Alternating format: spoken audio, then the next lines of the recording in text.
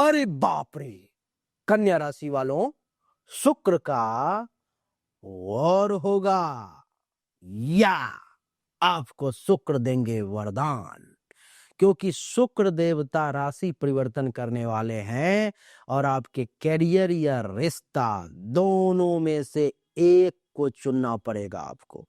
या तो रिश्ते को बचाओ या कैरियर को बचाओ, क्योंकि आपकी कुंडली के पंचम भाव में शुक्र का प्रवेश है। यहां से सप्तम दृष्टि एकादश भाव पर में है। शुक्र इस कुंडली के द्वितीय और नवम भाव के स्वामी भी है।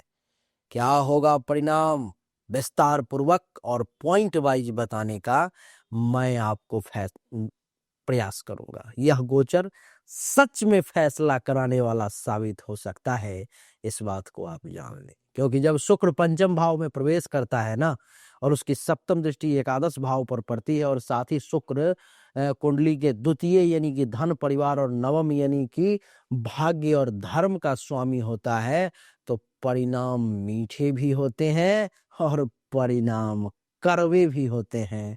तो आपको कैसा मीठा कैसा कड़वा मिलने वाला है, वही आज के इस वीडियो में मैं बताने का प्रयास करूंगा। तो हेलो नमस्कार सत श्री अकाल, गेम छो पर से काय केरो हाल है कहना चाहिए यहाँ सब कैसन वानी, हाउ आर यू, कैसे हैं आप लोग, केमो नाचो मनक्कम खम्हागणी हुकुम केमती अच्छंती की खबर, नमस्तुभ्यंग राधे राधे राम राम।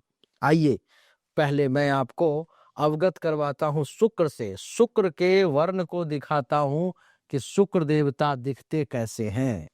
ये जो फोटो आप देख रहे हो, श्वेत वर्ण के शुक्र देव है, बिल्कुल ऋषि है ना, शुक्र भृगुनंदन है, शुक्र ऋषि है। और ये आपके कुंडली में इस समय में पंचम भाव में यहां पर में विराजमान है। ठीक, पंचम भाव में यहां पर में विराजमान है। तो इसके परिणाम को समझिए, बड़ा ध्यान पूर्वक समझना। पहला, ये पांचवा भाव जो होता है सो आपके प्रेम प्रसंग का होता है, प्रेम का, लव का। क्या होगा, प्रेम जीवन में बड़ा फैसला होगा। पंचम भाव प्रेम का है, इसलिए शुक्र यहां आकर प्रेम संबंधों को चरम पर ले जाएगा, चरम पर ले जाएगा। या तो रिश्ता पक्का होगा या पूरी तरह जो है टूट जाएगा, निस्तो नाबूद हो जाएगा, ध्वस्त हो जाएगा। बीच का रास्ता नहीं बचेगा। जो कुछ न कुछ मैनुपुलेट करके शुक्र को मैनुपुलेट नहीं कर सकते भाई, ये वही शुक्र है जो भगवान विष्णु तक से टकराने में सक्षम है, जो इस दुनिया के अधिपति हैं। तो ये मैनुपुलेट होने वाले नहीं है। कैरियर या रिश्ता, बड़ा ध्यान पूर्वक समझना, करियर होगा या रिश्ता, क्या चुनोगे आप बताओ। करियर और रिश्ता में से किसको चुनोगे बताओ। टकराव तय है, कोई नहीं बचा सकता। क्या होंगे परिणाम, मैं बताता हूं। ये शुक्र है ना भाई, करियर की व्यस्तता या लक्ष्य के कारण प्रेम संबंधों में भी दूरी आने के योग हैं। आपका प्रेम संबंध टूट सकता है, आपके प्रेम संबंध में दूरी आ सकती है। किसी एक को चुनना पड़ेगा, या तो काम या काम। अब कहोगे गुरुदेव ये क्या, दो दो काम? यस, ये काम है प्यार वाला। या तो इस काम को चुनो जो आपका कर्म है, या इस काम को चुनो, अपने प्यार को चुनो, अपने प्रेम को चुनो। चुनना पड़ेगा। मामला इस समय में मैनिपुलेट करके आगे बढ़ने वाला नहीं है। पंचम भाव में है शुक्र देवता देवी और सज्जनों। पंचम भाव ये संतान का है, ठीक है, संतान से जुड़ी खुशी या चिंता।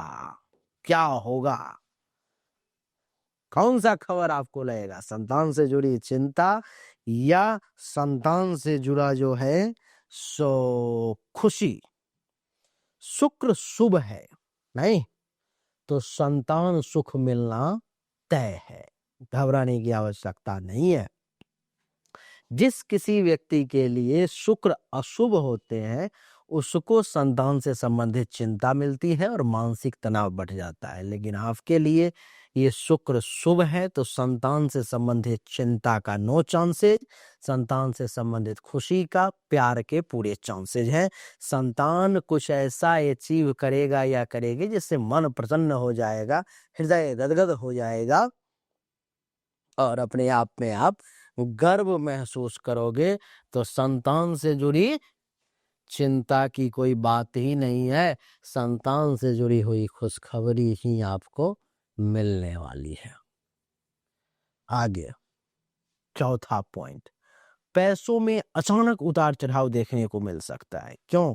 क्योंकि शुक्र जो है सो पैसे का भी मालिक है।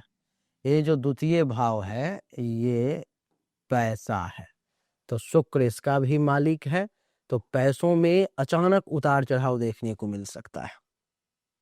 इसलिए प्रेम, शौक या ऐशो आराम पर में पैसा बहुत ज्यादा खर्च होने के योग है, तो उस पर में ध्यान देना होगा कि पैसे की बर्बादी ना हो।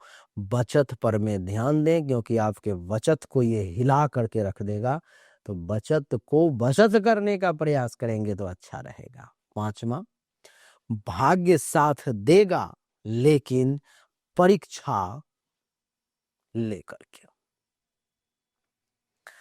अपन तो ऐसे हैं कि भाई परीक्षा से भागते हैं, ये परीक्षा ना देना पड़े, जो मिल जाए सो मिल जाए, अच्छा रहेगा। नहीं तो ऐसा नहीं है देवी और सज्जनों, परीक्षा से घबराना नहीं है। इस समय में नवम भाव का स्वामी है शुक्र, और ये जो नवम भाव है ये भाग्य का भाव है। नहीं तो नवम भाव के स्वामी होने के कारण आपका भाग्य जागृत होगा, लेकिन शुक्र पहले कठिन परिस्थिति से अवगत करवाएगा, शुक्र पहले कठिन निर्णय आपसे करवाएगा और फिर अगर आपके कलेजे में क्षमता होगी तो आपको फल देगा, कहेगा कि लो तुम्हारा भाग्योदय किया। हाँ, छठा पॉइंट, एकादश भाव पर में यहां से शुक्र की दृष्टि पड़ रही है। ठीक है, कौन से भाव पर में? तो एकादश भाव पर में यहां से शुक्र जो देखेंगे इस नेत्र से, तो सीधा यहां पर में देखेंगे। तो एकादश भाव पर दृष्टि क्या करेगी? मित्र या प्रेमी से दूरी, दोस्तों या सोशल सर्कल से विवाद हो सकता है, कोई करीबी दोस्त ही इस बीच में आपका विरोधी बन सकता है, इसलिए सावधान। सातवां, रचनात्मक लोगों के लिए सुनहरा समय है ये, जैसे कि लेखक, कलाकार, यूट्यूबर, ज्योतिषी, डिजाइनर, इन सब के लिए जो है जो बहुत ही कमाल का समय रहने वाला है। नाम और पहचान बहुत अच्छा मिलने का योग बन रहा है इस समय में। आठवां, जिसका, या मैं उसको ऐसे अगर कहूं तो विवाहोत्तर आकर्षण का खतरा है। अर्थ समझ में आया?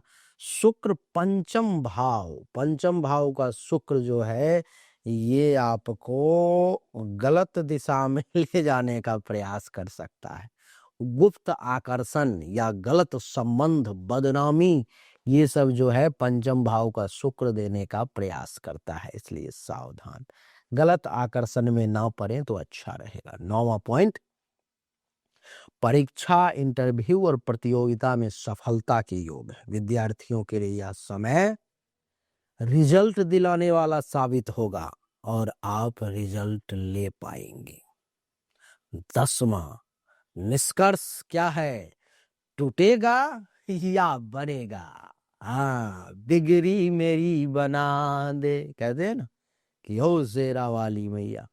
तो अगर आपने ईमानदारी और धैर्य रखा तो रिश्ता मजबूत होगा और करियर में भी लाभ मिलेगा, लेकिन अगर अहंकार या लालच आया तो या तो करियर या रिश्ता, एक जरूर टूटेगा, ये आप लिख करके ले लो। नुकसान से बचने के लिए उपाय है कि शुक्रवार को सफेद वस्तु का दान करेंगे, अच्छा रहेगा। ओम सुं शुक्राय नमः मंत्र का जाप करेंगे, बढ़िया रहेगा। प्रेम और पैसों में जल्दीबाजी से बचकर चलेंगे तो अच्छा रहेगा। तो यही था देवी और सज्जनों, कन्या राशि वालों के लिए शुक्र का प्रभाव 13 जनवरी से 6 फरवरी के बीच में क्या होने वाला है, मैंने बताने का आपको प्रयास किया। अगर आप इस प्रकार से पर्सनली अपनी कुंडली दिखाना चाहते हो या आपको अपनी हस्तरेखा दिखानी है, जानना है अपने स्वास्थ्य रेखा के बारे में, भाग्य रेखा, जीवन रेखा, मस्तिष्क रेखा, हृदय रेखा, पर्वतों के बारे में, मणिबद्ध रेखाओं के बारे में, सभी रेखाओं के बारे में, तो आप मुझसे सामने दिए गए नंबर पर संपर्क कर सकते हो, मैसेज कर सकते हो। आपको सही और एक्यूरेट जानकारी प्राप्त होगी। अच्छा लगा तो लाइक करें, शेयर करें, चैनल को सब्सक्राइब करके इसके बेल आइकन के बटन को दबा दें। राधे राधे, राम राम।